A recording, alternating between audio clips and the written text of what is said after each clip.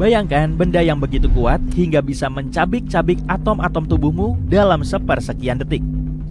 Benda ini melesat tanpa suara di antariksa, tidak punah, tidak hidup, terjebak di antara keduanya. Jika monster menakutkan ini bergerak menuju bumi, kita akan hancur. Benarkah? Para astronom menemukan objek antariksa yang cepat dan kuat yang melesat melintasi galaksi Bima Sakti dengan kecepatan lebih dari 177.000 km per jam. Itu lebih cepat dari roket yang pernah kita buat. Objek luar angkasa yang aneh ini dijuluki bintang zombie. Itu karena ia merupakan sisa dari sebuah bintang yang sudah lama mati, tapi masih terus bergerak. Bintang zombie ini sejenis objek yang disebut magnetar. Bola super kecil dan sangat berat seukuran kota, tapi lebih berat dari matahari. Hal ini menjadikannya salah satu objek paling padat di antariksa. Hanya lubang hitam yang lebih padat. Magnetar juga memiliki medan magnet yang sangat kuat. Medan magnet yang dimiliki si zombie 100 triliun kali lebih kuat dari medan magnet bumi. Medan magnetnya begitu kuat sehingga jika mendekati bumi, ia bisa memusnahkan semua kartu kredit di planet ini hanya karena daya magnetnya. Dan kita nggak bisa belanja lagi. Ditambah lagi jika seseorang terlalu dekat dengan magnetar, sekitar 965 km, magnetar bisa menarik atom-atomnya, dan dia nggak bisa belanja lagi. Untungnya magnetar ini berada sangat jauh dan nggak mendekati kita. Ketika pertama kali ditemukan, jaraknya sekitar 15.000 tahun cahaya dari bumi. Jarak yang sangat jauh, jadi kamu nggak perlu khawatir atom-atommu akan hancur. Astronom pertama kali menemukan magnetar zombie pada tahun 2008. Dan karena hanya ada sekitar 30 magnetar yang diketahui di galaksi kita, penemuan ini sangatlah langka. Para ilmuwan menggunakan teleskop luar angkasa seperti Hubble dan Gaia untuk mengamatinya. Dari situlah mereka tahu magnetar itu bergerak jauh lebih cepat dari dugaan. Sekarang para astronom coba mencari tahu bagaimana bintang zombie ini bisa bergerak begitu cepat. Awalnya mereka menduga bahwa seperti magnetar pada umumnya, yang satu ini lahir ketika bintang raksasa meledak dalam supernova dan inti yang tersisa menjadi bintang neutron yang sangat padat. Menurut teori mereka, hal itu bisa saja terjadi di dekat sesuatu yang disebut sisa supernova HB9. Hal ini masuk akal karena sebagian besar magnetar terbentuk dengan cara ini. Tapi saat melacak pergerakannya, mereka mendapati bintang zombie itu bergerak terlalu cepat dan ke arah yang salah, sehingga nggak mungkin berasal dari HB9. Mereka menelusuri jalurnya hingga ribuan tahun ke masa lalu, dan tetap nggak bisa menemukan bintang yang meledak atau gugus bintang yang mungkin menjadi tempat asalnya. Artinya, para ilmuwan kini memiliki satu misteri lagi. Dari mana bintang zombie ini berasal, dan bagaimana ia terbentuk? Salah satu penjelasannya adalah ia berasal dari katai putih, yang merupakan sisa inti bintang yang lebih kecil seperti matahari setelah kehabisan bahan bakar. Biasanya, ketika katai putih meledak, ia akan hancur total. Tapi dalam situasi yang langka, alih-alih meledak, katai putih bisa saja runtuh ke dalam dirinya sendiri dan berubah menjadi bintang neutron. Bintang neutron ini kemudian menjadi magnetar. Cara yang nggak biasa dalam pembentukan magnetar ini juga memberi petunjuk tentang misteri lain, semburan radio cepat atau FRB. FRB merupakan kilatan energi radio yang sangat cepat dan kuat dari antariksa dalam. Sebagian FRB berasal dari galaksi yang sangat tua, sehingga seharusnya nggak ada lagi bintang yang meledak. Tapi jika magnetar bisa lahir dari katai putih yang runtuh, itu bisa menjelaskan bagaimana FRB masih bisa terjadi. Bagaimanapun, mempelajari cara magnetar terbentuk bisa membantu kita menjelaskan berbagai peristiwa aneh dan dahsyat di alam semesta. Tapi, sejauh ini penyelidikan masih terus dilakukan dan belum ditemukan jawabannya. Bintang zombie yang melesat di antariksa bukanlah satu-satunya misteri yang belum terpecahkan.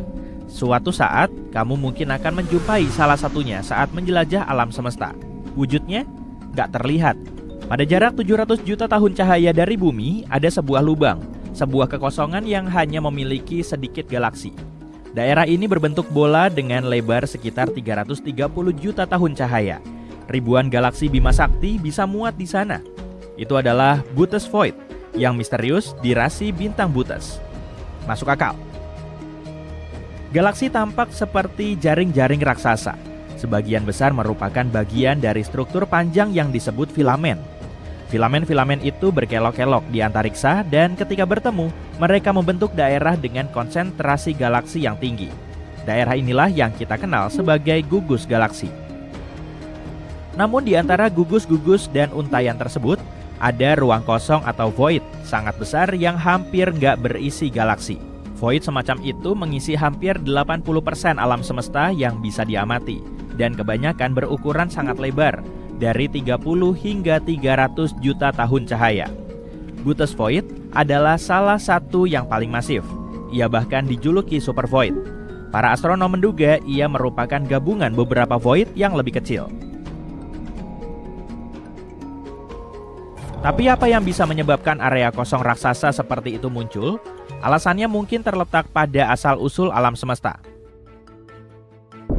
Pada masa-masa awal pembentukannya, semua materi di alam semesta masih sangat rapat. Para astronom bahkan mengira kalau alam semesta itu seperti sup yang seragam. Namun tak lama kemudian fluktuasi kuantum mulai mendistribusikan materi ini. Beberapa area menjadi lebih padat dan tarikan gravitasinya menjadi lebih kuat. Area ini mulai mencuri materi dari area yang kurang padat. Hal ini membuatnya menjadi lebih padat dan terus menarik lebih banyak materi. Pada saat yang sama, kumpulan materi yang lebih kecil mulai menjauh dari pusat dan membentuk galaksi. Jika mengunjungi gugus bintang Palomar 5, kamu akan melupakan semua hal tentang void, super void, dan bahkan bintang-bintang zombie. Sebaliknya, kamu harus konsentrasi untuk bertahan hidup, karena di sana ada lebih dari 100 lubang hitam yang bersembunyi di tengah gugus bintang. Lubang-lubang hitam itu gak hanya diam, mereka sedang bekerja membentuk gugus tanpa henti. Palomar 5 adalah gugus bintang yang terletak sekitar 80.000 tahun cahaya dari kita. Biasanya, gugus seperti ini padat dan rapat dengan bintang-bintang yang bergerombol. Tapi, Palomar 5 berbeda. Gugus ini menyebar dan memiliki ekor bintang yang membentang sepanjang 30.000 tahun cahaya. Ekor yang indah ini disebut aliran pasang surut. Bintang-bintangnya seperti tumpah dari gugus, menciptakan sungai cahaya yang panjang. Aliran pasang surut seperti ini sangat langka dan sulit untuk dipelajari. Gugus bola seperti ini sudah sangat tua, bahkan ada yang hampir sama tuanya dengan alam semesta itu sendiri. Tapi, Palomar 5 juga menonjol karena satu-satunya gugus yang kita ketahui masih memiliki aliran pasang surut. Dan lubang hitam di dalam gugus itu mungkin penyebabnya. Lubang-lubang hitam itu menarik bintang-bintang di dalam gugus, mengacaukan orbitnya dan melontarkannya keluar gugus. Apakah seperti ketapel? Entahlah. Bintang-bintang inilah yang membentuk aliran pasang surut. Seiring waktu, semakin banyak bintang yang dilontarkan. Palomar 5 memiliki lebih banyak lubang hitam dari yang diperkirakan. Sekitar 20% massa gugus ini terdiri dari lubang hitam. Lebih dari 100 lubang hitam, masing-masing sekitar 20 kali massa matahari. Tentu saja Palomar 5 nggak akan bertahan selamanya. Dalam waktu sekitar 1 miliar tahun, gugus ini akan hancur. Pada saat itu, semua bintang akan lenyap dan hanya menyisakan lubang hitam.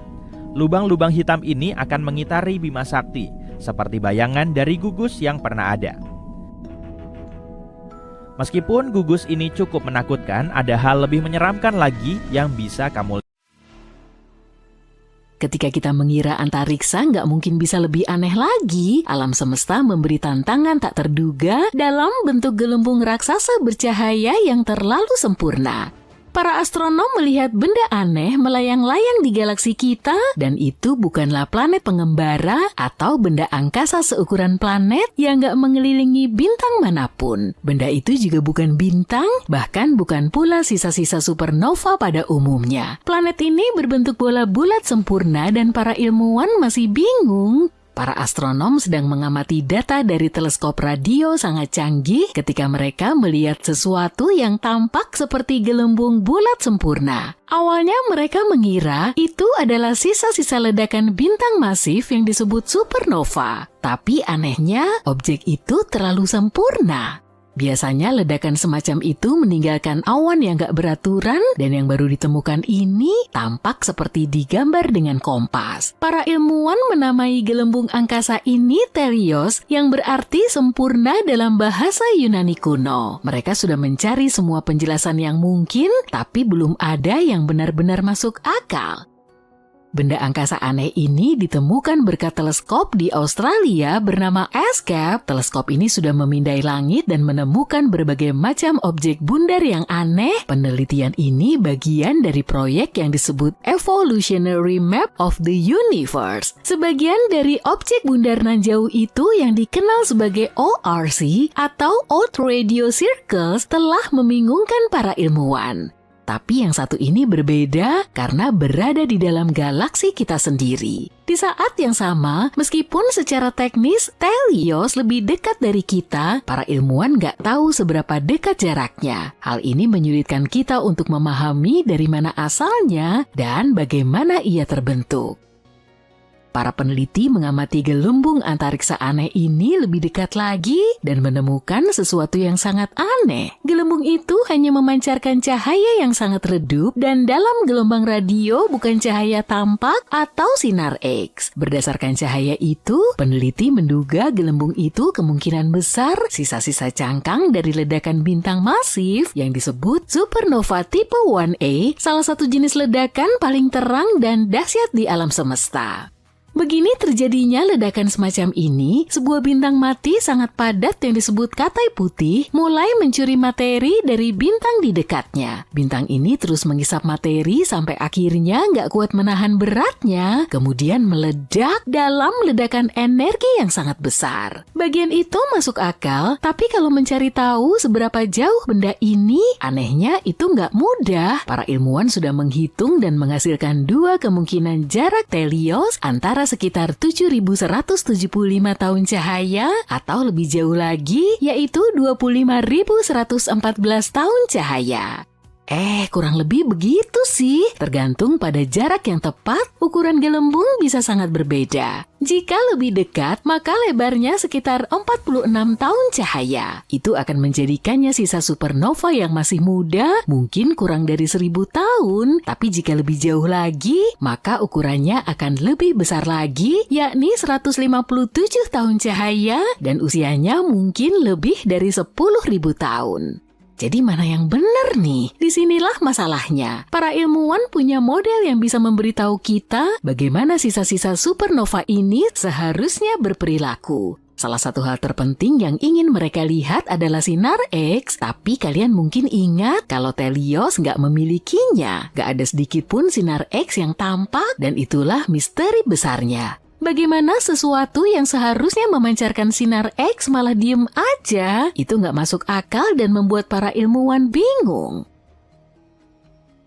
Gagasan lain yang dipertimbangkan para ilmuwan adalah Telios mungkin bukan sisa-sisa supernova biasa. Sebaliknya, Telios mungkin sisa-sisa ledakan lebih langka yang disebut supernova tipe Lex, dan yang satu ini lebih aneh lagi. Pada supernova tipe 1A normal, bintang katai putih akan meledak berkeping-keping. Tapi pada supernova tipe Lex, bintang katai putih ini nggak hancur total. Bintang katai putih itu masih bisa bertahan dan berubah menjadi bintang zombie sekarat tapi masih bertahan.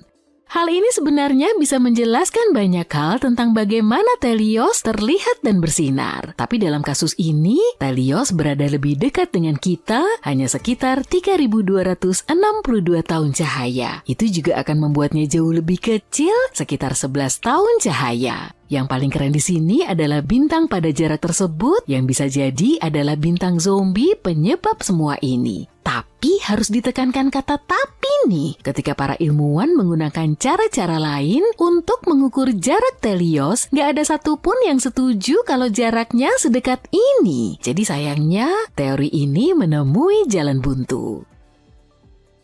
Lalu ada hal aneh lainnya, yaitu bentuk Telios yang nyaris bulat sempurna. Itu nggak normal. Biasanya ledakan supernova agak berantakan dan nggak merata. Ledakan ini bisa mendorong awan debu atau gas angkasa, atau sebagian ledakan bisa bergerak lebih cepat daripada yang lain. Akhirnya selubung yang terbentuk akan menggumpal atau mulai pecah. Tapi dalam kasus ini, objeknya nyaris bulat sempurna seperti balon. Itu sangat langka, dan satu-satunya cara sesuatu bisa tetap rapi dan bulat seperti ini adalah jika benda itu meledak di bagian yang sangat kosong di antariksa dan mengembang dengan mulus ke segala arah. Hal itu sebenarnya nggak mustahil, hanya sangat jarang terjadi. Nah, mengingat bentuknya yang unik dan mungkin gak alami, mungkinkah Telios adalah benda buatan? Mungkinkah ini sebuah bola Dyson?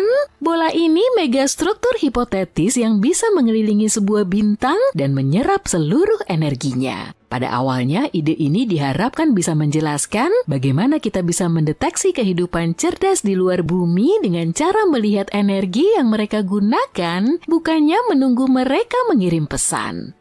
Di bumi kita hanya menerima sedikit energi matahari. Sementara itu 386 miliar megawatt melesat keluar angkasa ke segala arah. Supaya nggak menyia-nyiakan energi sebesar itu, sebuah peradaban bisa membangun bola Dyson atau lebih realistis lagi kawanan Dyson. Banyak panel surya yang mengorbit bintang dan ini akan membantu mereka menangkap setiap energi tersebut untuk menjalankan planet, teknologi, sistem AI, dan bahkan mungkin perjalanan luar angkasa melintasi galaksi.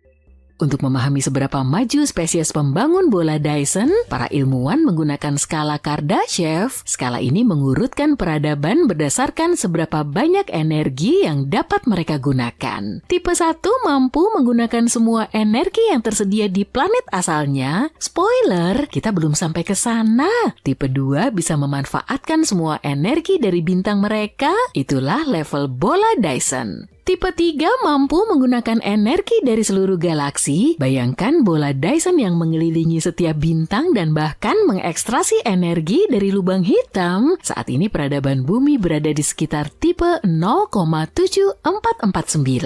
Itu berarti kita bahkan belum memaksimalkan energi yang tersedia bagi kita di bumi, termasuk bahan bakar fosil, energi terbarukan, dan tenaga nuklir. Kita masih mengambil langkah kecil dalam skala kosmik ini. Bagaimanapun masalah pada teori bahwa objek berbentuk sempurna itu merupakan bola Dyson adalah bahwa contoh teknologi super canggih ini akan mengeluarkan panas. Dengan kata lain, akan ada radiasi inframerah panas dan objek tersebut akan tampak sangat terang dalam inframerah. Ini bisa jadi pertanda kalau ada benda buatan yang menyerap energi bintang dan memancarkannya kembali sebagai panas. Tapi, para ilmuwan gak menemukan tanda panas atau semacamnya saat mengamati Telios.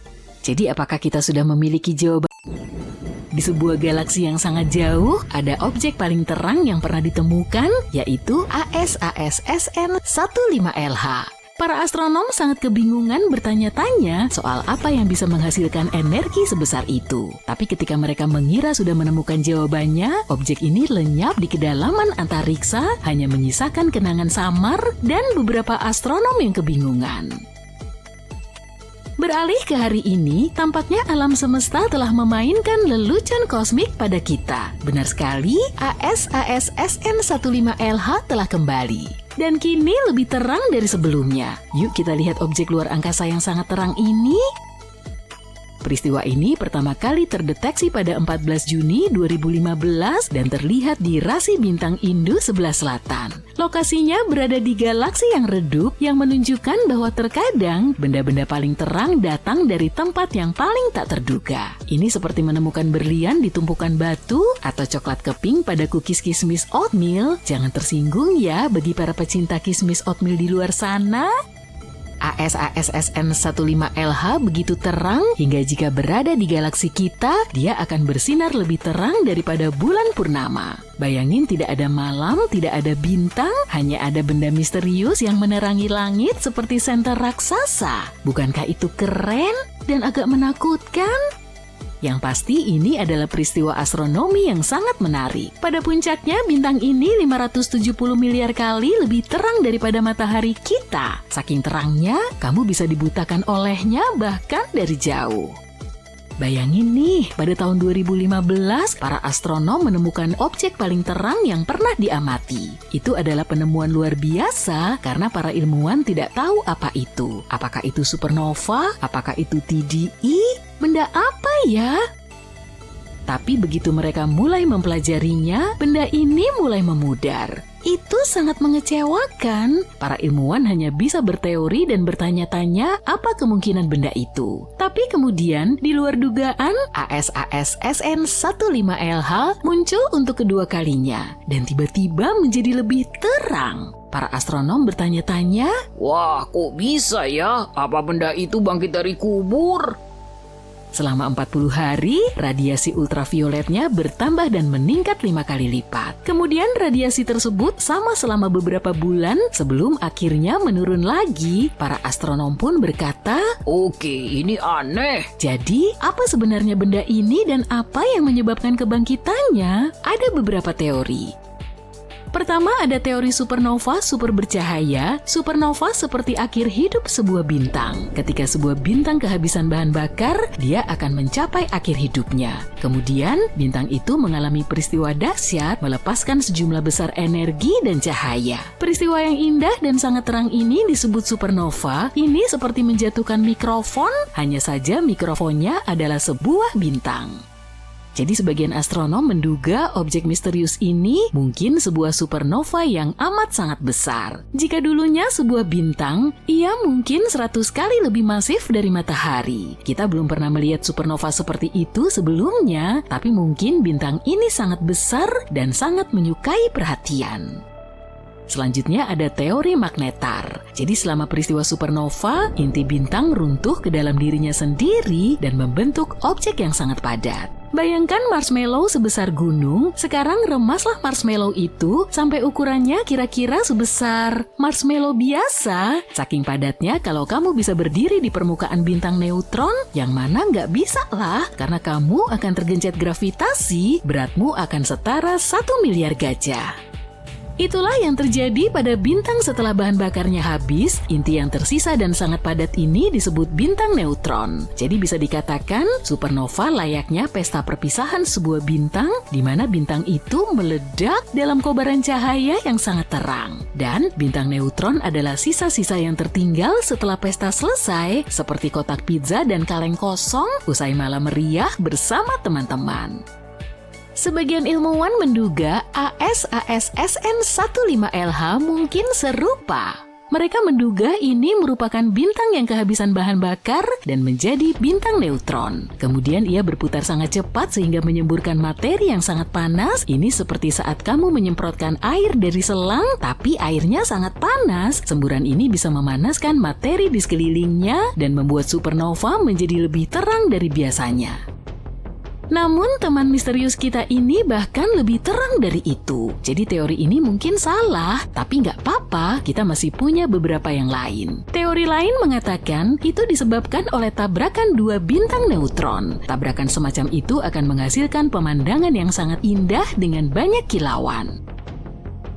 Gagasan keren lainnya adalah ASAS SN15LH mungkin disebabkan oleh lubang hitam supermasif yang mencabik-cabik bintang yang berada terlalu dekat. Ini seperti monster lapar yang mengambil makanan lezat, tapi bukannya memakannya, monster itu malah mencabik-cabiknya dan membuat kekacauan besar. Teori ini mungkin yang paling keren ya.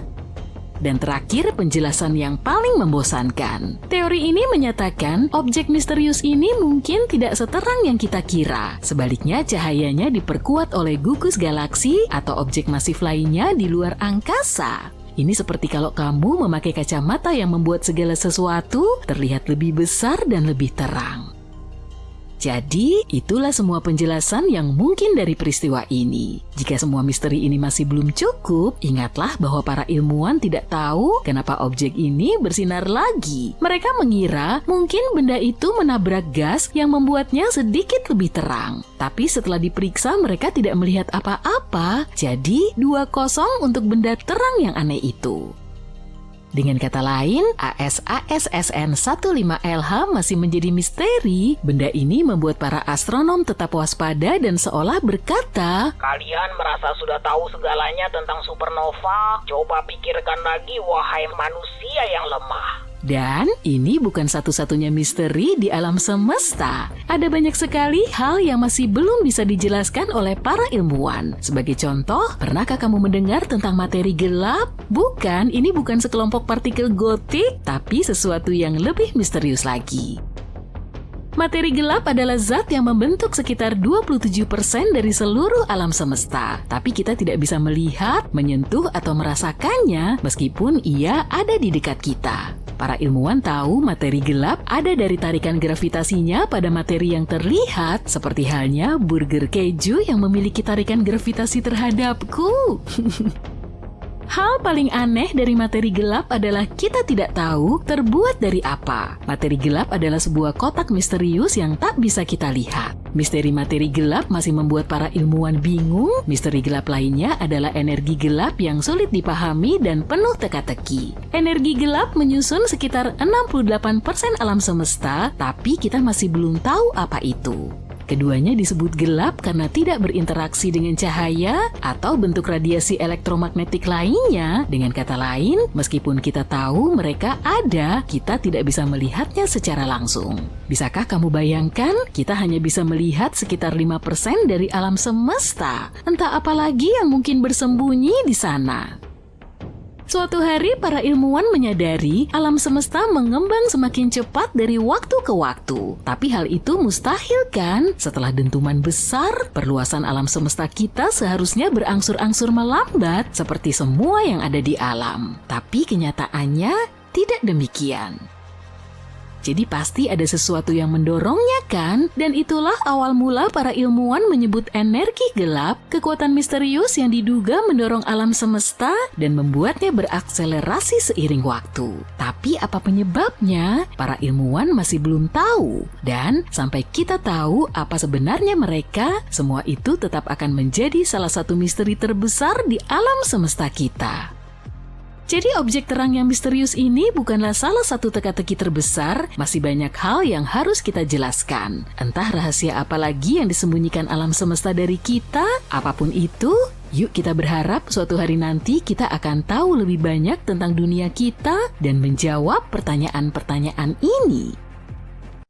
Ini terjadi dulu sekali dan jauh sekali dari planet kita di seberang alam semesta. Ledakan dahsyat radiasi gamma berlangsung hanya setengah detik. Tapi ledakan itu melepaskan jumlah energi yang sangat besar, lebih dari yang dihasilkan matahari dalam 10 miliar tahun. Cahaya singkat ini menerangi langit, setelah itu kilauan yang jauh lebih lembut dan lama menggantikannya. Melihat cahaya yang pudar ini, para astronom di bumi menyadari sinyal inframerah aneh. Sinyal itu tak terlihat oleh mata manusia, tapi bisa diketahui sebagai panas. Setelah meneliti fenomena ini dengan gelombang sinar X, radio, optis, dan inframerah, tim astrofisika membuat kesimpulan mengejutkan. Tampaknya, manusia akhirnya melihat magnetar baru untuk kali pertama. Magnetar ini kemungkinan terbentuk setelah dua bintang neutron bersatu. Itu menghasilkan kilonova, salah satu ledakan bintang paling terang dan besar. Cahayanya akhirnya mencapai bumi pada 22 Mei 2020. Tapi tunggu dulu, bagaimana kalau kita cari tahu dulu apa itu nova, magnetar, dan bintang neutron? Bayangkan bintang besar yang setidaknya 5 kali massa matahari mencapai akhir riwayatnya. Itu mungkin karena ia kehabisan bahan bakar nuklirnya. Jika itu terjadi, bintang itu mulai mendingin. Tekanan di dalamnya turun dan gravitasi mulai menekan ke dalam. Lalu, massa yang lebih dari 1 juta kali massa bumi runtuh dalam 15 detik. Itu terjadi sangat cepat, sehingga gelombang kejut hebat menyebabkan bagian luar bintang meledak dan menghasilkan ledakan cahaya yang membutakan. Ledakan kuat ini disebut supernova. Yang tersisa adalah inti yang luar biasa padat dengan awan gas panas besar disebut nebula yang membentang di sekitarnya. Jika bintangnya sudah cukup besar, lebih dari 10 kali ukuran matahari, ia kemungkinan berubah menjadi lubang hitam. Omong-omong, saat satu bintang yang ukurannya mirip matahari kehabisan bahan bakarnya, ia berubah menjadi katai putih. Ia mengeluarkan sebagian besar materi luarnya dan hanya inti panas bintang ini yang bertahan. Inti seperti itu biasanya mencapai suhu 100.000 derajat Celcius. Katai putih hanya sedikit lebih besar dari planet kita, tapi masanya setengah kali matahari. Dengan kata lain, bintang-bintang ini adalah beberapa objek paling padat di alam semesta. Katai putih bisa 200.000 kali lebih padat daripada bumi. Katai putih biasanya butuh lebih dari 1 miliar tahun untuk mendingin. Pada kondisi tertentu, bintang seperti itu bisa meletus. Dan peristiwa ini disebut nova. Ini jauh lebih redup daripada supernova atau bahkan kilonova yang terjadi saat dua bintang neutron atau bintang neutron dan lubang hitam saling menyatu. Omong-omong, kembali ke supernova. Jika satu bintang ukurannya besar tapi tidak cukup masif untuk menjadi lubang hitam, ia akan menjadi bintang-bintang neutron. Pada dasarnya, itu adalah nukleus raksasa, bagian inti atom. Bintang-bintang ini sebagian besar terbentuk dari neutron dan jarang lebih besar dari 32 km. Sebagai perbandingan, luas matahari hampir 1,4 juta kilometer, yakni setara dengan 109 bumi berdampingan. Tapi jangan sampai ukuran yang relatif kecil ini menipumu. Bintang neutron setidaknya 1,5 kali lebih berat dari matahari dan memiliki medan magnet kuat. Jika kamu mengambil sesendok teh saja bagian dalam bintang ini, materi ini akan berbobot lebih dari 1 miliar ton. Itu sangat padat sehingga menjadikan bintang neutron termasuk dalam objek paling ekstrem yang diketahui manusia. Perhentian berikutnya adalah lubang hitam. Saat dua bintang neutron bersatu, bintang-bintang itu seringkali menciptakan bintang neutron baru yang jauh lebih berat. Dalam milidetik atau kurang, bintang ini bertabrakan dan menjadi lubang hitam. Tapi para astronom yang meneliti kilatan cahaya yang terekam pada bulan Maret berpikir mungkin akan ada hasil lain. Mereka hampir yakin telah melihat sesuatu yang belum pernah mereka amati, yaitu kelahiran magnetar. Magnetar adalah bentuk eksotis dari bintang neutron dengan medan magnet yang sangat kuat. Ia 1.000 triliun kali lebih kuat dari medan magnet bumi. Medan ini juga sangat perkasa sehingga memanaskan permukaan bintang tersebut sampai 10 juta derajat Celcius. Bintang neutron itu aneh dan menyeramkan. Bagian dalamnya adalah partikel yang terus menari dalam kondisi ekstrem. Hal ini menghasilkan struktur tak terduga dan aneh. Misalnya, lebih dekat ke permukaan, ratusan neutron membentuk gumpalan. Itu seperti noci ruang angkasa aneh. Semakin kamu masuk ke dalamnya, neutron-neutron tadi membentuk rantai panjang. Tapi bukan berarti kamu bisa menjelajahi bintang neutron dari dekat ya. Rantai panjang ini terlihat seperti lapisan spaghetti. Di bawahnya, ada wilayah yang bahkan memiliki tekanan lebih ekstrem. Di sanalah spaghetti kita tadi berubah menjadi lembaran lasanya. Ya, sekalian saja, karena tadi kita menggunakan perbandingan pasta kan? Akhirnya, di bawah semua lapisan ini, bahkan lasanya kehilangan bentuknya dan menjadi massa tak berbentuk. Tapi bahkan dalam gumpalan ini, ada beberapa celah berbentuk tabung. Itu terlihat seperti pasta ziti ya. Satu hal lagi soal bintang neutron, mereka terus berputar. Dan putaran ini cepat, lebih dari beberapa ratus kali per detik. Bintang neutron yang berputar paling cepat membuat lebih dari 700 putaran per detik. Itu 42.000 kali per menit. Bintang neutron juga memiliki medan magnet sangat kuat. Itu sebabnya, jika ada kehidupan di bintang neutron, kehidupan itu akan dalam bentuk 2 dimensi. Gravitasi bintang ini sangat kuat sampai benar-benar meratakan apapun yang ada di permukaannya. Dan jika bintang itu memiliki atmosfer, atmosfernya tak akan berada lebih jauh dari 30 cm di atas permukaan. Tapi jika bintang neutron aneh dan menyeramkan, magnetar juga mungkin lebih dari itu. Karena tarikan magnetnya yang sangat kuat, bintang ini akan menang telak dalam kompetisi medan magnet terkuat. Singkatnya, magnetar adalah magnet paling kuat di alam semesta. Medan magnetnya bisa benar-benar mengacaukan lingkungan. Atom yang tak cukup beruntung mendekati bintang itu meregang menjadi garis setipis pensil. Jika kamu berada beberapa ratus kilometer dari magnetar, nasibmu akan buruk. Medan magnet ini pertama akan merusak bioelektrisitasmu. Artinya, impuls sarafmu tak akan berfungsi lagi. Tapi bukan itu saja, molekulmu pun akan berubah dalam pengaruh medan bintang ini. Pada akhirnya, kamu mungkin akan menghilang. Jika magnetar terbang dalam jarak 160.000 km dari bumi, ia akan menghapus data semua kartu kredit di dunia. Para astronom pernah melihat magnetar, tapi mereka tak pernah menyaksikan magnetar lahir. Setelah cahaya pertama terdeteksi, para ilmuwan mengerti ada yang tak masuk akal. Mereka membandingkan berbagai macam pengamatan. Hasilnya, cahaya yang ditemukan dari teleskop luar angkasa Hubble 10 kali lebih terang daripada yang diprediksi. Informasi ini membuat para ilmuwan berpikir di luar kebiasaan. Mereka menyadari fenomena yang sepenuhnya baru sedang terjadi. Tim ilmuwan ini memiliki beberapa teori yang bisa menjelaskan cahaya terang aneh itu. Tapi yang paling mungkin juga adalah yang paling eksentrik. Sebelumnya, para ilmuwan berpikir magnetar hanya muncul setelah bintang masif meledak dan meninggalkan bintang neutron yang bermagnet besar. Tapi sekarang, mereka menduga sejumlah magnetar kecil mungkin muncul dengan lebih tenang, yakni setelah dua bintang neutron menyatu. Para ilmuwan hanya mengetahui sekitar 10 magnetar di galaksi Bima Sakti. Mereka tak tahu pasti apa yang membuat bintang ini memiliki medan magnetis sangat kuat. Apapun itu, magnetar sepertinya tak bertahan lama. Setelah sekitar 10.000 tahun, mereka kembali ke dalam kondisi bintang neutron yang lebih familiar. Mereka masih sangat magnetis dan sangat padat, tapi tidak begitu ekstrem. Magnetar terdekat yang diketahui manusia adalah sekitar 9.000 tahun cahaya jauhnya dari bumi di rasi bintang Carina. Menurut para astronom, bintang aslinya 30-40 kali masa matahari dan itu sangat besar. Magnetar lainnya berjarak 18.000 tahun cahaya dari bumi, ia tiba-tiba mulai meledak pada tahun 2002.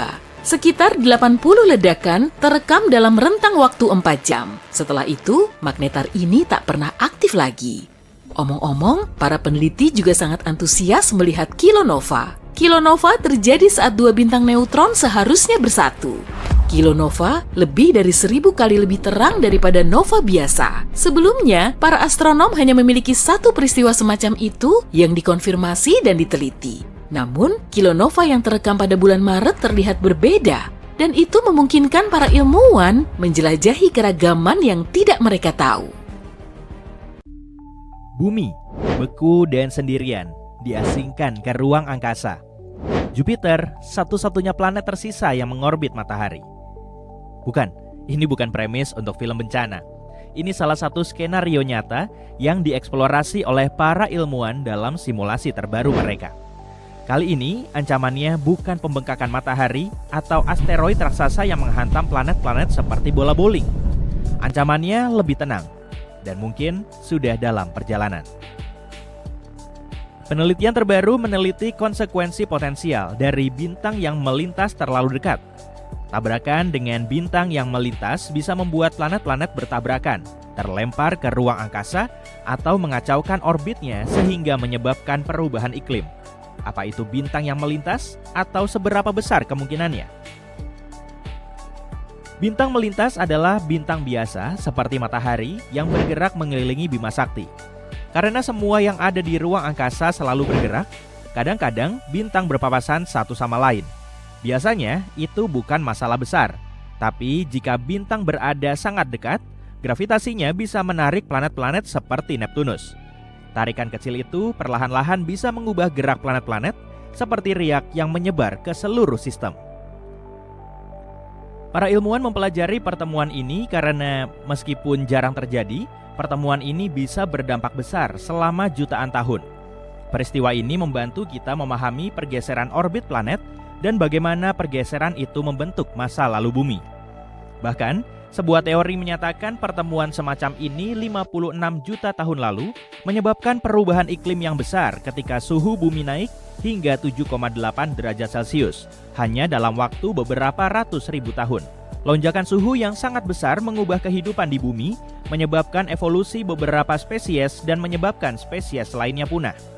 Meskipun mustahil untuk membuktikan peristiwa ini di masa lalu, kita tahu bahwa peristiwa seperti ini dapat mengacaukan orbit bumi dalam jangka panjang. Bagaimana dengan masa depan? Sejauh ini kita tahu tata surya akan berpapasan dekat dengan bintang lain bernama Gliese 710 dalam waktu 1,3 juta tahun lagi. Gliese bergerak menuju kita dan diproyeksikan akan melintas dalam jarak 1,5 triliun kilometer dari matahari. Jaraknya tidak akan cukup dekat untuk melontarkan planet-planet, tapi ia masih bisa mengirimkan komet es dari awan Oort ke arah kita, seperti anak kecil iseng melempar bola salju tanpa melihat. Mungkin ada yang kena, mungkin juga tidak. Namun dalam penelitian terbaru, para ilmuwan ingin mengeksplorasi skenario yang lebih ekstrim. Bagaimana jika sebuah bintang melintas lebih dekat lagi, misalnya hanya 15 miliar kilometer dari matahari. Jarak tersebut sekitar 100 kali jarak bumi matahari. Dari sudut pandang kita, jarak itu hampir tidak terbayangkan. Tapi di ruang angkasa, jaraknya hanya sekitar 1 bahu saja. Mereka melakukan ribuan simulasi jangka panjang yang mencakup 5 miliar tahun masa depan tata surya kita. Dan ternyata tidak butuh waktu lama. Satu tabrakan dekat saja sudah cukup untuk mengganggu planet-planet luar, seperti Neptunus, dan memicu reaksi berantai gerak lambat yang merembet ke dalam. Seiring waktu, dorongan lembut itu bisa membuat seluruh sistem menjadi kacau, efek kupu-kupu kosmik yang sesungguhnya. Kabar baiknya, dalam skenario terburuk sekalipun, dalam 95% simulasi, lintasan itu tidak perlu dikhawatirkan, dan semua planet tetap berada di tempatnya. Namun, dalam 5% sisanya, bencana demi bencana terjadi. Korban paling sering dalam simulasi ini adalah Merkurius. Hampir separuh dari semua skenario yang tidak stabil, Merkurius berada di jalur yang akan membawa Merkurius langsung ke matahari. Merkurius adalah planet terkecil dan terdekat dengan bintang kita. Jadi planet ini sangat rentan terhadap dorongan gravitasi, baik dari planet-planet gas raksasa maupun dari gangguan getaran ke dalam setelah dilewati bintang. Ketika Merkurius berputar mengelilingi matahari, kalian mungkin berpikir semua planet akan tamat, tapi tidak selalu demikian. Kadang-kadang sistem menyerap kehilangan dan menstabilkan kembali, seperti orkestra yang terus bermain meskipun ada pemain biola yang terjatuh dari panggung. Lucunya, Merkurius sudah memiliki orbit yang kacau, yang paling melengkung dan miring di antara semua planet besar, dan beberapa penelitian sudah memperkirakan kejatuhannya ke matahari di masa depan tidak bisa dihindarkan. Venus memiliki peluang yang sedikit lebih baik dalam skenario yang kacau ini. Venus tidak terlontar atau ditelan matahari sesaring Merkurius, tapi tetap saja jauh dari kata aman. Seringkali ketidakstabilan terjadi setelah Merkurius bergerak menyimpang dan mengganggu orbit Venus, sehingga Venus mengalami tabrakan dengan Bumi atau Mars. Bahkan tanpa gangguan dari bintang-bintang, simulasi jangka panjang menunjukkan kemungkinan kecil tapi nyata bahwa Venus pada akhirnya bisa bertabrakan dengan Bumi hanya dengan melihat cara Jupiter mempengaruhi Merkurius. Tabrakan Venus-Bumi akan mengakibatkan kedua planet hancur total. Nasib yang sama menanti Mars. Menurut simulasi, sekitar 0,3% kasus, Mars akan terlempar keluar dari tata surya atau bertabrakan dengan planet lain. Mars lebih kecil dan lebih ringan daripada Bumi dengan gravitasi yang lebih lemah, yang membuatnya lebih mudah terlempar dari jalurnya. Yang menarik adalah, dalam beberapa kasus di mana Mars hilang, Bumi seringkali berhasil tetap berada di tempatnya. Jupiter adalah juara kelas berat di tata surya, pemilik sabuk awan yang membanggakan. Berkat ukurannya yang besar dan gravitasinya yang kuat, Jupiter bertindak seperti jangkar, menjaga segala sesuatu yang lain tetap terkendali. Ada 392 skenario dari 12.000 simulasi di mana semua planet lenyap, kecuali satu planet, dan Jupiter adalah planet terakhir yang bertahan. Pengaruhnya yang menstabilkan membantu mencegah planet-planet yang lebih kecil keluar jalur, dan dalam beberapa kasus bahkan membantu sistem pulih setelah terjadi gangguan. Saturnus meskipun tidak terlalu besar, tampaknya merupakan mitra setia Jupiter. Namun, model-model menunjukkan ketika Saturnus menggeser orbitnya secara tiba-tiba, ia dapat mengirimkan riak gravitasi yang dikenal sebagai resonansi sekular, langsung ke bagian dalam tata surya, menyenggol orbit planet-planet seperti Bumi dan Mars. Terakhir yang paling rentan adalah Uranus dan Neptunus. Berada di tepi tata surya, kedua planet ini paling mudah terlepas dan dalam banyak simulasi, keduanya terlontar seluruhnya. Kehilangan itu mengirimkan riak gravitasi ke dalam, mengganggu planet-planet lainnya selama jutaan tahun. Bahkan pergeseran kecil sebesar 0,1% pada jarak orbit Neptunus bisa membuat seluruh tata surya tidak sinkron. Keseimbangan gaya gravitasi akan bergeser, memaksa Jupiter dan Saturnus untuk menyesuaikan diri, yang akan mendorong gangguan ke arah planet-planet bagian dalam, mengacaukan semuanya. Hal ini membawa kita pada pertanyaan besar, bagaimana dengan Bumi? Meskipun sebagian besar model simulasi membuat Bumi tidak tersentuh, sekitar 0,2% simulasi berakhir dengan Bumi bertabrakan dengan planet lain, Venus, atau terlempar ke matahari. Dari 12.000 simulasi, 23 diantaranya berakhir dengan bumi menjadi satu-satunya planet yang masih mengorbit. Tapi, itu hanya jika kita tidak menyertakan bulan dalam perhitungan. Dengan mengikut sertakan bulan, bumi sulit diprediksi. Satelit kita bisa menabrak bumi, terseret bintang lewat, atau mengacaukan orbit selama jutaan tahun. Sekali lagi, ini adalah skenario terburuk. Dan meskipun kemungkinannya sangat-sangat kecil, tapi bukan tidak mungkin. Jadi dengan mengingat hal itu, mari kita nikmati saja ide ini dan lihat apa yang akan terjadi pada bumi jika ia diasingkan dari tata surya. Bumi akan menjadi apa yang disebut para ilmuwan sebagai planet yang melayang-layang di angkasa antar bintang tanpa ada matahari yang menaunginya. Permukaannya akan membeku dengan cepat dengan suhu yang turun hingga ratusan derajat di bawah nol. Namun yang mengejutkan, kehidupan tidak akan lenyap sama sekali. Inti bumi akan tetap panas selama miliaran tahun, ditenagai oleh peluruhan radioaktif dan sisa-sisa panas dari pembentukannya. Panas tersebut menjaga kantong-kantong di bawah tanah tetap hangat. Para ilmuwan meyakini ini juga terjadi pada bulan-bulan es seperti Europa atau Enceladus. Kehidupan mungkin saja bertahan di gua-gua yang dalam atau lautan yang terkubur. Ini bukan dunia yang berkembang, tapi juga tidak sepenuhnya kosong, setidaknya untuk sementara waktu. Wah, lihat nih, astronom baru-baru ini menemukan bintang neutron alias bintang mati yang berputar dengan kecepatan luar biasa, yaitu 716 kali per detik. Ini menjadikannya salah satu bintang berputar tercepat yang pernah ditemukan di alam semesta. Bukan hanya itu, permukaannya terus-menerus meletus dengan ledakan super kuat, nyaris tanpa henti. Tapi sebelum kita menggali lebih dalam misteri bintang neutron ini, yuk kita cari tahu apa sebenarnya bintang ini. Bintang neutron lahir dari sisa-sisa bintang raksasa yang masanya setidaknya 8 kali matahari. Ketika bintang-bintang ini kehabisan bahan bakar nuklir, mereka tidak berdaya melawan gaya gravitasi yang menarik materi mereka ke dalam. Akibatnya inti bintang runtuh dan memicu ledakan supernova yang melontarkan lapisan terluar bintang. Yang tersisa adalah inti yang sangat padat, yaitu bintang neutron. Sisa-sisa bintang ini sangat kecil, biasanya hanya lebar 19 km. Tapi bintang-bintang ini menyimpan massa yang lebih besar dari matahari.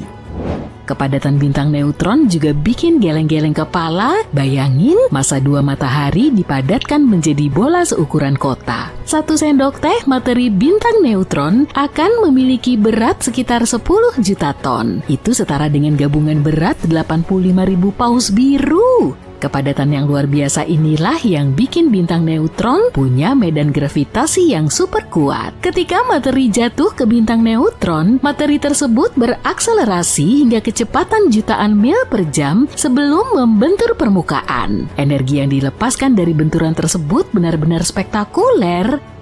Meskipun namanya bintang neutron, di dalamnya ada proton juga. Biasanya proton saling menjauh karena muatan positifnya yang sama, tapi pada bintang neutron, gravitasi yang sangat kuat itu memaksa mereka saling mendekat sedemikian rupa sehingga gaya nuklir kuat mendominasi. Gaya ini lalu menarik proton menuju neutron, menyatukan mereka seolah-olah mereka adalah bagian dari satu kesatuan. Di dalam bintang makin dalam makin aneh. Dekat permukaan, neutron menggumpal menjadi gumpalan seperti nyoki neutron. Agak lebih dalam, gumpalan-gumpalan ini nyambung jadi rantai panjang, membentuk apa yang ilmuwan sebut lapisan spaghetti. Jadi lapar nih. Pada tekanan yang jauh lebih besar, rantai spaghetti ini bergabung berdampingan menciptakan lembaran datar seperti lasanya neutron.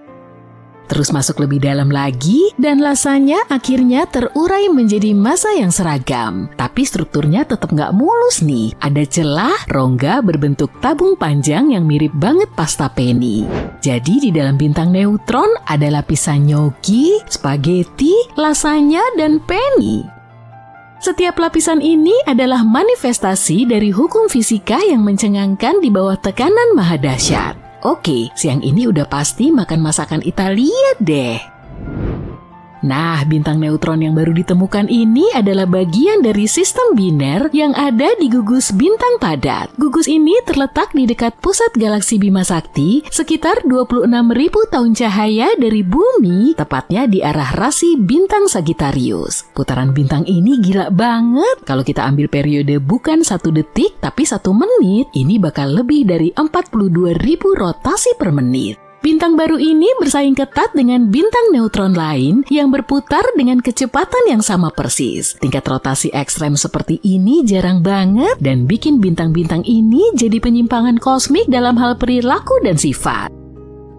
Bentar, kita wajib menyebutkan pasangan biner bintang neutron ini yaitu Katai Putih, sisa bintang yang ukurannya mirip matahari. Katai Putih ini juga cepat mengorbit bintang neutron hanya dalam waktu 11 menit. Artinya pasangan ini adalah sistem biner dengan periode orbit terpendek yang pernah tercatat. Bayangkan, bintang melesat mengelilingi pasangannya lebih cepat dari waktu untuk membuat secangkir kopi. Iya, kecepatan kayak gitu yang sedang kita bahas. Orbit yang sangat rapat dan cepat ini menunjukkan betapa kuatnya gaya gravitasi di dalam sistem ini. Kalian mungkin penasaran, apa sih yang bikin bintang neutron muter secepat itu? Itu namanya konservasi momentum sudut. Ketika bintang raksasa runtuh menjadi bintang neutron, ia menyusut secara drastis. Penyusutan yang sangat cepat ini memberikan dorongan instan pada putarannya. Seperti pemain seluncur es yang berputar semakin cepat ketika ia menarik lengannya ke dalam. Semakin kecil bintang neutronnya, semakin cepat pula putarannya yang menghasilkan laju rotasi yang ekstrem. Di sistem biner kayak gini, bintang neutron bisa mencapai laju rotasi yang lebih cepat lagi. Triknya adalah dengan mencuri materi dari bintang pasangannya. Proses ini disebut pencurian, bukan akresi. Materi yang dicuri membawa momentum sudut tersebut yang menambah kecepatan rotasi bintang neutron. Materi yang terakresi juga dapat menumpuk di permukaan bintang neutron yang pada akhirnya memicu ledakan termonuklir yang dahsyat. Ledakan ini melepaskan energi yang luar biasa besar, membuat bintang neutron bersinar sampai 100.000 kali lebih terang dari matahari untuk sementara waktu. Ini bikin astronom bisa mempelajari detail rumit dari lingkungan ekstrem ini. Instrumen sinar X NASA yang berada di Stasiun Luar Angkasa Internasional yang dikenal dengan nama Neutron Star Interior Composition Explorer atau yang lebih akrab dipanggil NICER mengamati 15 ledakan termonuklir di permukaan bintang neutron yang dimaksud antara tahun 2017 dan 2021. Salah satu ledakan itu nunjukin pola unik yang disebut osilasi ledakan termonuklir, yaitu tambalan kecerahan yang asimetris banget di lapisan permukaan pembakaran bintang neutron yang terakresi. Pola ini cocok dengan tingkat putaran bintang neutron dan mengonfirmasi kecepatan rotasi ekstremnya. Tunggu dulu, bagian paling kerennya baru mau mulai. Bintang neutron udah ekstrem, tapi ada yang lebih gila. Magnetar. Magnetar adalah bintang neutron dengan medan magnet yang kuat banget, sampai 1000 triliun kali lebih kuat dari medan magnet bumi. Medan ini membedakannya dari bintang neutron lain. Mereka mampu mendistorsi atom-atom di objek-objek terdekat, sehingga membuat kehidupan mustahil untuk ada di sekitarnya. Kerapatan energi medan magnet magnetar sangat tinggi, bahkan 10.000 kali lebih besar daripada kerapatan massa timbal. Magnetar juga menghasilkan ledakan sinar X dan sinar gamma yang kuat banget sampai bisa sementara ngalahin kecerahan seluruh galaksi. Ledakan ini sering dipicu oleh gempa bintang, pergeseran keras di kerak magnetar yang disebabkan oleh medan magnetnya sendiri. Contohnya ledakan sinar gamma dari magnetar tahun 2004 saking kuatnya sampai mengganggu ionosfer bumi. Ledakan itu menghantam bumi dengan kekuatan yang dahsyat sehingga terdeteksi oleh sejumlah satelit Swift yang dirancang khusus untuk mendeteksi ledakan sinar gamma dari seluruh alam semesta. Gak hanya mendeteksi ledakan itu, tapi juga dihantam oleh energi yang sangat besar sampai sensornya mengalami kelebihan beban. Padahal Swift gak menghadap langsung ke ledakannya loh. Energi yang sangat kuat itu mampu menembus pesawat ruang angkasa dan bikin kameranya kewalahan. Seandainya magnetar sedekat bulan dengan bumi, medan magnetnya akan mampu menghancurkan seluruh data kartu kredit di planet ini dengan cara menghapus bersih garis magnetiknya. Itulah tingkat kekuatan yang kita bahas di sini. Magnetar aktif banget, tapi relatif cuma sebentar. Medan magnet mereka yang kuat bakal melemah setelah sekitar 10.000 tahun. Setelah itu mereka berhenti memancarkan sinar X dan sinar gamma yang kuat. Para astronom memperkirakan ada setidaknya 30 juta magnetar yang gak aktif di galaksi Bima Sakti saja. Relik kosmik yang sunyi ini tersebar di seluruh galaksi. Bintang neutron dan magnetar berfungsi sebagai laboratorium fisika ekstrem. Dengan demikian, astronom bisa memahami perilaku materi tertentu dalam kondisi yang gak akan pernah bisa ditiru di bumi. Kepadatan yang luar biasa dari objek-objek ini membantu para Pengunjung misterius baru saja masuk ke tata surya kita dan melewatinya dengan kecepatan gila, 244.600 km per jam. Ini lebih cepat dari apapun yang biasa kita lihat dan dia tidak melambat. Secepat apa dia bakal sampai ke bumi? Apakah dunia bakal kiamat? Kita bahas ya. Penjelajah luar angkasa ini pertama kali muncul di teleskop yang selalu mengawasi langit malam, Atlas. Sistem ini punya mata di Hawaii, Chili, dan Afrika Selatan. Mereka melihat objek aneh ini tanggal 1 Juli dan objek itu bergerak lurus ke arah matahari dengan kecepatan luar biasa. Yang lebih aneh lagi, dia terbang dalam garis lurus. Bukan cara benda-benda biasanya bergerak di sini. Awalnya ilmuwan berpikir, wah, benda ini bukan dari sini. Maksudnya ini adalah objek antar bintang, tamu dari jauh di luar tata surya kita.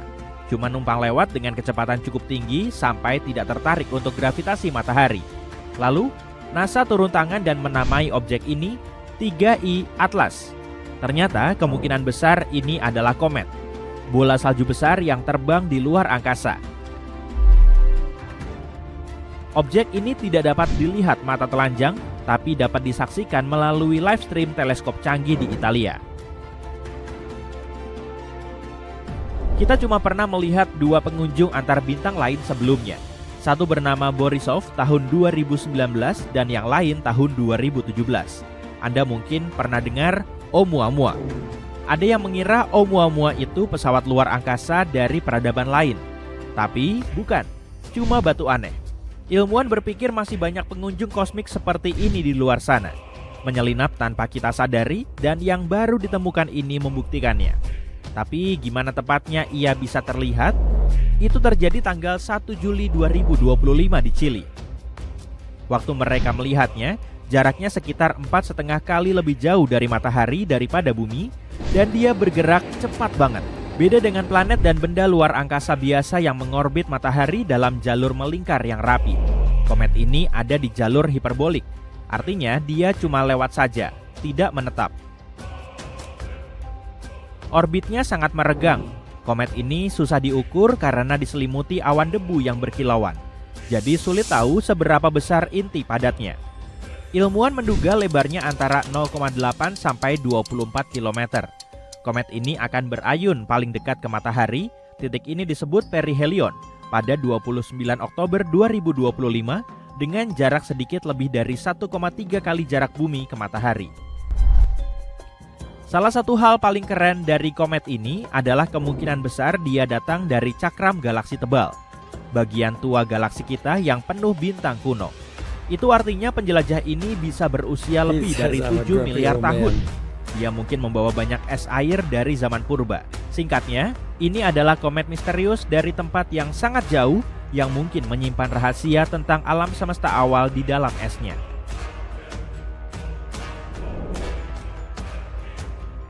Pokoknya, ketika para ilmuwan pertama kali melihat komet ini, semua orang agak bingung. Asteroid biasa atau ada yang aneh? Jalur yang dilaluinya tampak begitu liar sampai para astronom sempat mengira dia mungkin mendekati bumi. Makanya dia dimasukin ke daftar pantauan khusus. Tapi setelah lebih banyak ahli ngecek, jelas kalau ini bukan batu angkasa biasa. Pengunjung ini ada di jalur kecepatan super yang tidak hanya mengelilingi matahari, dia datang dari luar tata surya kita.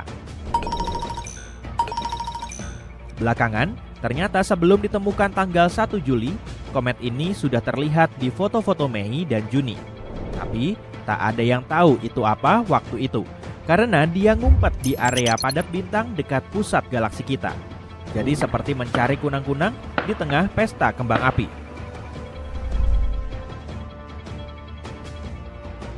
Awalnya beberapa astronom mengira itu mungkin hanya asteroid karena tampaknya tidak punya cahaya buram atau ekor khas komet.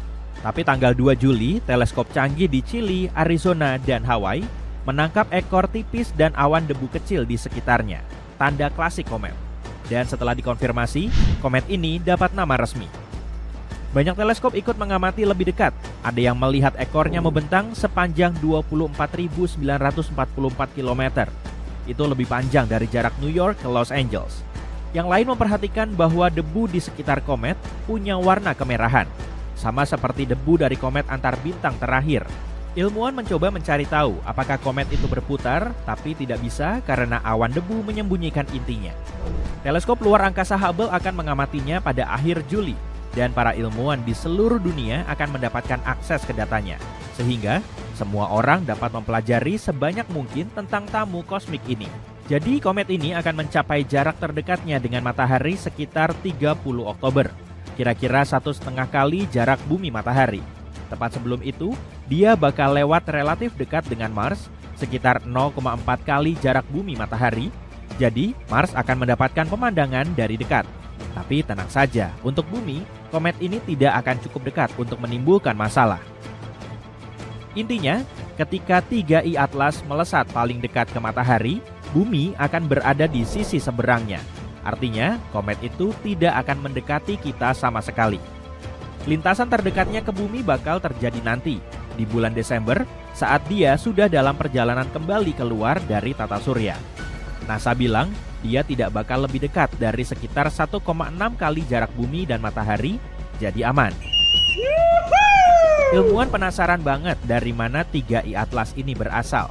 Satu studi terbaru bilang dia kemungkinan besar datang dari bagian galaksi kita yang disebut cakram tebal, tempat sebagian besar bintang di Bima Sakti berada. Tapi mereka masih belum tahu bintang mana yang mengirim komet ini ke arah kita. Salah satu peneliti bilang dia bisa saja datang dari banyak bintang berbeda, bukan cuma yang dekat-dekat. Itu karena komet ini kemungkinan super tua. Dia mungkin sudah melayang di angkasa miliaran tahun sebelum akhirnya melewati kita. Ilmuwan memperkirakan dia masuk orbit Neptunus tahun 2023 dan akan lewat Neptunus lagi saat kembali keluar tahun 2028. Tergantung batas tata surya dibilang di mana. Butuh puluhan tahun bagi tamu ini untuk sepenuhnya meninggalkan lengkungan kita. Nah, mungkinkah 3I Atlas ini pesawat luar angkasa yang dikirim peradaban lain? Jawabannya hampir pasti tidak. Dulu tahun 2017, pas pengunjung antar bintang pertama, Oumuamua muncul, ada yang mengira itu mungkin wahana luar angkasa yang disamarkan. Ide itu muncul dari gerakan anehnya yang enggak masuk akal. Tapi 3I Atlas ini bersikap kayak komet normal saja. Sejauh ini, tak ada gerakan aneh atau kejutan. Namun beberapa ilmuwan penasaran dan ingin memeriksa apakah 3I Atlas menunjukkan sesuatu yang tidak biasa, seperti dorongan kecil yang tidak disebabkan gravitasi. Anda mungkin penasaran, kita bisa nggak sih mengunjungi komet ini? Kita memang pernah mengirim pesawat luar angkasa ke batu angkasa sebelumnya, seperti misi Osiris Rex NASA yang mendarat di asteroid bernama Bennu tahun 2020, ambil sampel, dan membawanya kembali ke bumi. Keren banget. Orang-orang sudah mikir untuk melakukan hal yang sama ke pengunjung antar bintang lain. Tapi saat ini mengunjungi 3I Atlas tak mungkin dilakukan. Ini komet liar yang melesat kencang dan kita tidak punya misi yang siap buat mengejarnya. Jadi sekarang para astronom lagi buru-buru untuk belajar sebanyak mungkin soal tamu langka ini sebelum dia menghilang lagi. Mereka punya waktu sampai akhir September untuk mempelajarinya sebelum silau matahari menutupi pandangan. Tapi nanti di bulan Desember pas dia muncul lagi, mereka akan dapat kesempatan kedua. Teleskop besar seperti Observatorium Vera Cherubin, teleskop optik paling kuat di dunia, sudah siap jepret-jepret. Bahkan ada omongan buat pakai teleskop luar angkasa James Webb dan mungkin juga rover NASA di Mars untuk melihat sekilas pas dia ngebut ke arah matahari.